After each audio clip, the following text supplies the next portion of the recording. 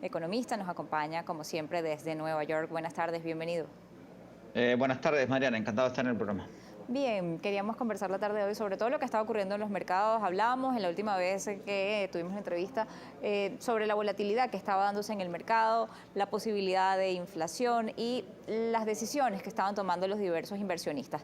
Vemos cómo caía la semana pasada las criptomonedas y lo que ha generado esto. Más allá de lo que pudo haber dicho o no Elon Musk, el caso es que la situación sigue profundizándose, va más allá de todo. Vemos China también interviniendo en esto, quizá con alguna intención de bajar el tema de las cripto y cómo los metales se están repuntando en este momento. Quisiera conocer su análisis respecto a lo que estaba pasando allí.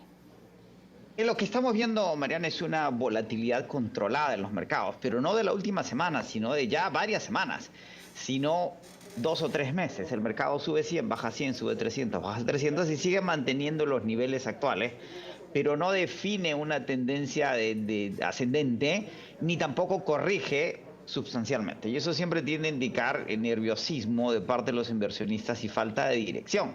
El mercado se había entusiasmado a principios del año por los niveles de crecimiento que íbamos a tener en la primera mitad, el rebote en virtud de la contracción de la primera mitad del año pasado, pero ya estando a mayo 25, lo que queda de ese rebote es marginal. De ahí que ya el mercado se esté enfocando en la segunda mitad, que no va a tener la misma dinámica económica que la primera, en donde las presiones inflacionarias, que no son necesariamente por demanda, sino por oferta, la pandemia y las cuarentenas han creado muchos cuellos de botella en la oferta, y la reactivación de la demanda, la activación del ahorro del sector de la población a quienes la pandemia no ha afectado sustancialmente, más las ayudas fiscales están poniendo presión en los precios. No hay indicación de que la Reserva Federal vaya a aumentar las tasas este año. No sabemos el próximo año. Sí hay una indicación de que reducirían la intervención monetaria a fines del año, y ahí es donde el mercado está nervioso, y eso nos vincula o nos relaciona con las criptos, que eran el activo más especulativo dentro de toda esta expectativa optimista o positiva de cara a los mercados. Y luego de un pico de casi 65.000 por Bitcoin, hoy día está a niveles de 37.000, una corrección importante en las últimas semanas, que indica que podría haberse desinflado. Nadie en el mercado cree que las criptos se vayan a recuperar.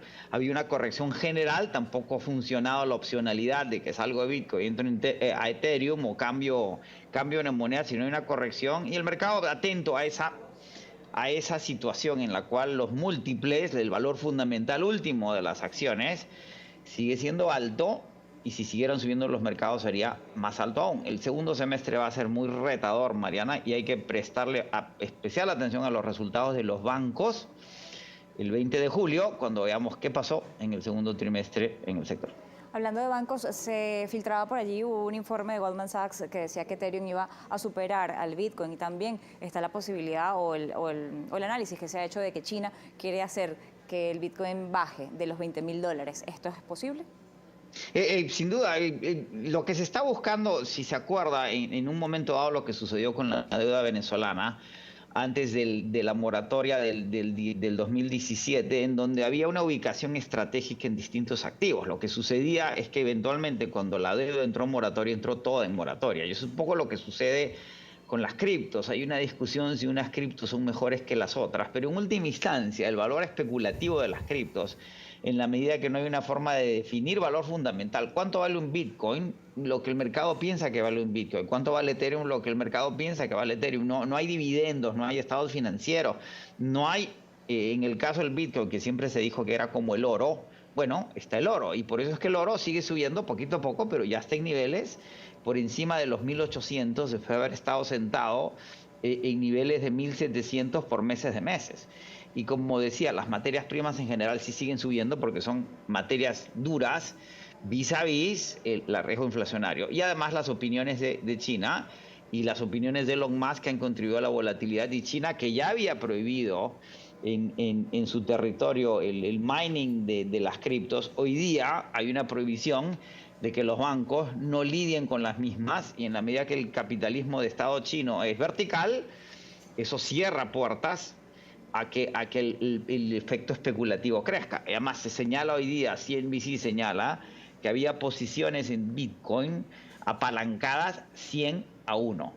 Lehman Brothers quebró porque estaba apalancada 32, 36-1. 100-1, eso significa que con la caída se desarman las posiciones apalancadas y eso presiona y sigue presionando a la corrección en el activo.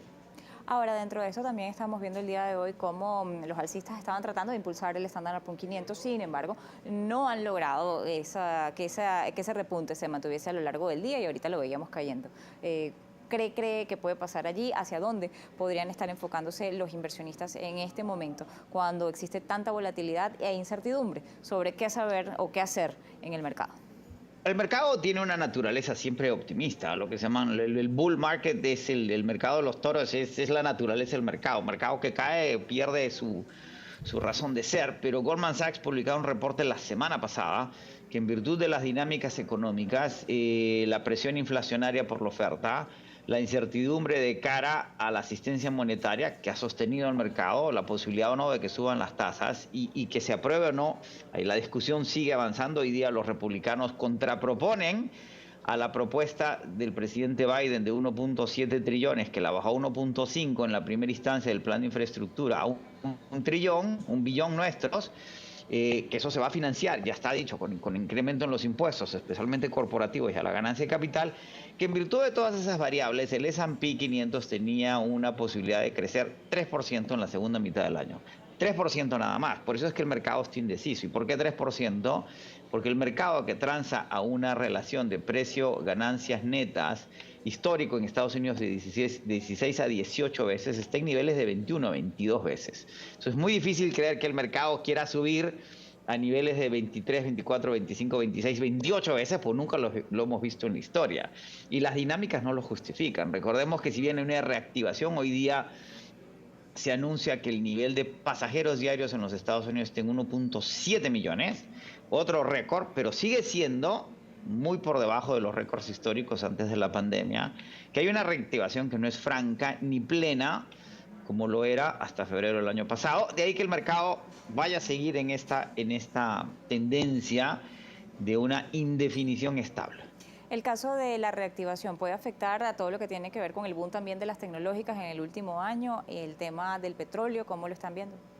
Sin duda, las tecnológicas son las más afectadas, son las que más subieron, son las que más protegidas estaban. Apple sigue siendo una compañía que encierra muchísimo valor. La discusión es si Apple vale o no más de 2 billones de dólares.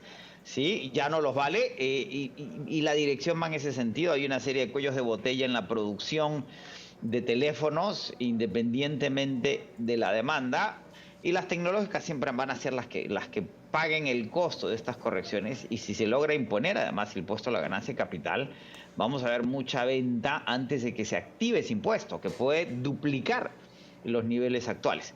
En el caso del petróleo, muy estable, independientemente de las dinámicas en otros activos, en la medida que en lo que se llama la nueva transición energética, hay una sensación de que el petróleo no va a volver a ser lo que era. Y recordemos que los recortes de la producción de la OPEP siguen en pie a niveles de 7 millones de barriles diarios. Y entre cualquier cambio de decisión, esa oferta reaparece en el mercado, la demanda no se consolida, los mercados siguen estabilizados. Entonces seguimos a niveles de $65 para el WTI, 68 para el Brent, muy estables, y nadie espera que los precios del petróleo se recuperen sustancialmente, ni siquiera en el corto ni en el mediano plazo. Ahora quisiera cambiar de lugar y quería venir a América Latina, quería consultarle cómo está viendo el caso de Chile, el efecto que esto puede tener en los mercados, el caso del cobre, la situación que se está enfrentando allí con el tema de la constituyente, también el caso de Perú y los cambios políticos en América Latina, cómo están afectando las diferentes materias primas que aquí se producen y su cotización en los mercados. En el caso de Chile hubo una reacción inmediata a las elecciones de la Asamblea Constituyente que sorprendió a prácticamente todos los analistas, con una proporción de constituyentes independientes sustancial, la reducción de lo que eran la representación de lo que fueron los gobiernos de la concertación chilena, de derecha a izquierda, y la aparición de nuevos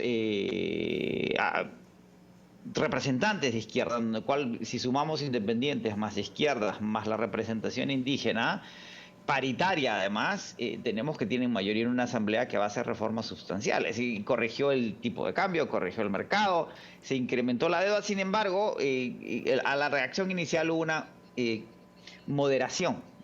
Sin duda hay mucha incertidumbre en lo que viene en Chile y las reformas son más o menos inevitables.